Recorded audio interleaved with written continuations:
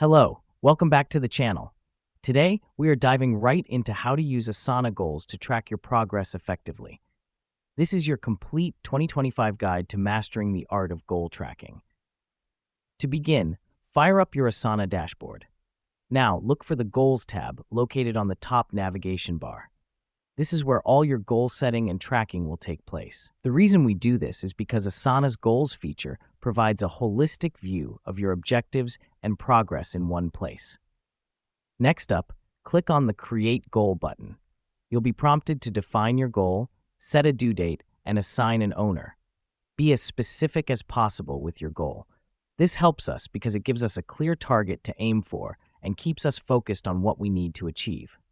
Once you've created your goal, it's time to link it to projects and tasks. By clicking on the Link to Work button, you can connect your goal to relevant work within Asana. Now, let me explain why this matters. This step is crucial because it ensures that your daily tasks are aligned with your overarching goals. It practically transforms your lofty goal into manageable chunks of work. Finally, keep an eye on the Progress tab. It automatically updates as you complete tasks linked to your goal. The reason we do this is to always have a visual representation of our progress. It keeps us motivated and aware of how much more we have to do. And that's it. You've just learned how to use Asana goals to effectively track your progress. Keep setting, linking, and tracking your goals, and you'll see your productivity skyrocket. Thanks for tuning in, and see you next time.